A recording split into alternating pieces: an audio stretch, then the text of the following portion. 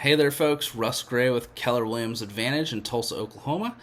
Just wanting to give you some information in regards to the market right here in the area. Kind of explain a little more about what's going on, what's happening, and what this means for you as a buyer and a seller. So let's kind of start off with why am I doing this? It's really just for education. I'm looking at the data, I'm looking at the statistics, trying to put together the right information for you as a home buyer or a home seller to make sure that A, you're getting the right information up front, but then you're also getting the right guidance at the end of the day as to what to expect and what's going on with the current market conditions around our area. So hopefully you find a lot of value in this. Hopefully it kind of gives you a little bit of direction and understanding as to what's going on with the Tulsa real estate market and how it's affecting you as a buyer and you as a seller, and what you can expect with what's going on. Part two, we're going to go ahead and cover the kind of general statistics of what's going on, and then we're going to break it down in the third part of this to kind of explain like what these statistics mean for you as a buyer and what they mean for you as a seller. So just a quick rundown of everything for you. Our closed and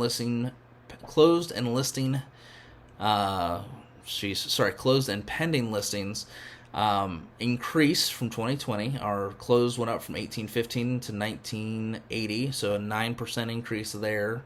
Our pending listings went up from 1949 to 2007, an increase of about 3%. Our new listings, we increased by about 7% at $25.50, up from $29.35. Our average list price is up 22% at $250,000.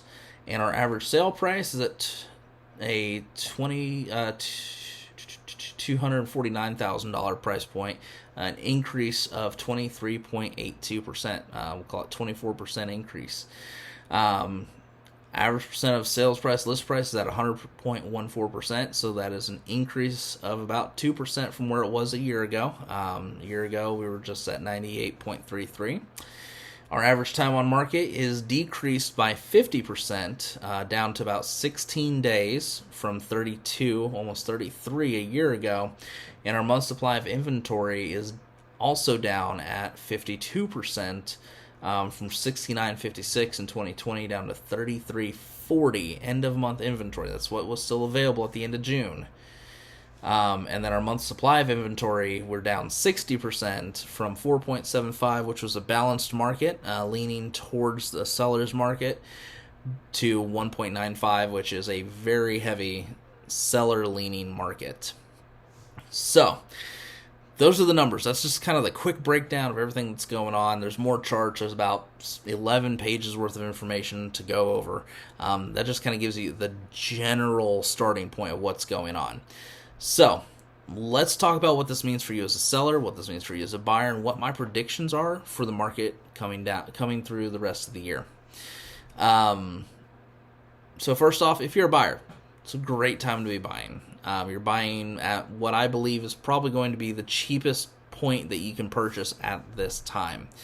I can only foresee the numbers and the pricing is only going to go higher from here. I don't really foresee much of a drop in regards to pricing coming down the pipeline. The numbers have been continuously on the rise for the last year, and I think they're probably going to stay there.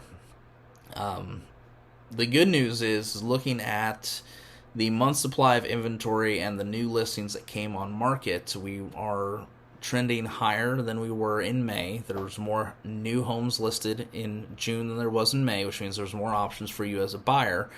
But also seeing that our month supply of inventory increased to 1.95 in June, up from 1.87 in May, indicates to me that the buyer's market is getting a little bit better. You're having to still be pretty competitive on your offer, but you're not going up against as many offers as you would have a month ago or even 3 months ago. This is an excellent time as a buyer, which means you're more likely to have success in any offer that you throw out there, within reason. Because obviously with the percent of sale price to list price still being at 100%, actually just a hair over, you can go ahead and expect that you're probably going to end up paying at asking price or even higher for the home that you want to purchase. Again, seeing that we've gone up 22 to 24% just over the course of a year in terms of our average pricing in the market, I would really heavily probably tell you that this is right now the cheapest time to buy a home. The houses that you're seeing that are out there right now that are $250,000 homes, in 6 months, 3 months, in a year, they're not going to be a $250,000 home anymore. So if you've been out there, you're starting to think about buying, you've been on the fence because you're waiting for something to happen, you want to see if the prices are going to drop or whatever, I would say you're probably missing an opportunity to make a purchase that's going to benefit you and your family if you wait too long. The pricing on houses a year ago has quite substantially jumped, especially on new construction, just because materials have been hard to get hold of. It's taking longer for builders to build a home. Typically what used to take 7 or 8 months is taking 9 months, sometimes even longer, possibly even a year to get a house done. So, that being said, if you're a buyer, now is a great time to buy. You're only going to gain equity in your home, and it's better to go ahead and jump in now and gain equity at a higher and faster rate than to wait for everything to plateau and not gain equity as quickly as you can. At a astounding rate that we're seeing right now. The other kind of scary part of that too is if you wait too long, you might price yourself out of the house that you really want. And while that's not the worst situation to come up against, it's definitely not the best or most ideal. Because realistically, if there's a house that you really love and you're trying to stay within a certain price point, or there's a style of a house that you really want to keep in mind, you kind of don't want to wait too long, because there's a good chance that house or that style of house or what you're looking for might end up becoming higher priced than what you're ready to spend for a home. So, buyers, now's a great time to be buying. Don't be hesitant. Get out there on the market. Make your offers. It might take you a few offers being made before you actually land one, but it's a good time to go ahead and get the ball rolling and start doing something to get yourself out there and get something while it's still good. While you can still gain some equity even after you close. So, what do the numbers mean for you as a seller? Sellers, you're still in a good seller's market right now. 1.95 is still a very heavy leaning seller's market. It means how homes are coming on the market and selling pretty quickly. I mean, we're talking 16 days on average for homes that are listed and then sold, which is pretty solid. If we want to talk about the median side on that end, the median days is like 4. It's crazy right now.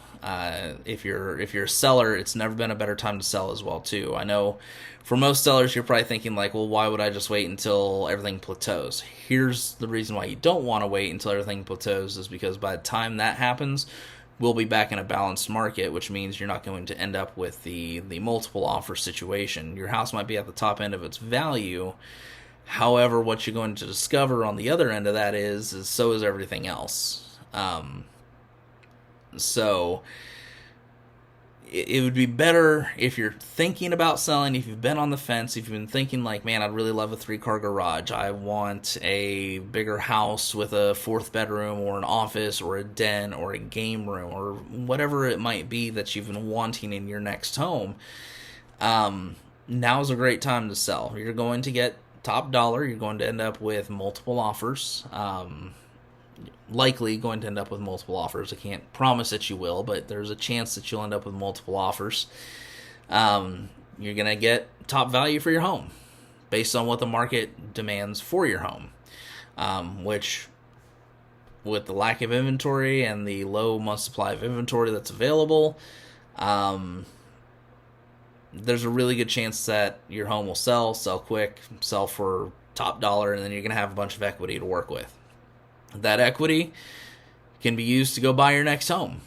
The beautiful part of that is you're taking that equity, you're rolling it over, you're buying your next home. It's going towards your down payment. It's going towards your whatever it is that you need at the end of the day. Like, it's really not a bad deal. But it gives you that option to go ahead and buy something while the numbers and the pricing is still fairly cheap compared to where it could potentially be in 6 months or a year. So take that into consideration as you're looking, as you're thinking about it. I know if you're a seller and you've been on the fence about selling because you're nervous about buying something else, I can tell you right now, it's a good time to be doing this and to sell, just because you're going to have that equity. You're going to have some position and a little bit of leverage to give yourself a little bit of a leg up when it comes down to finding your next home and finding what you're wanting in your next home.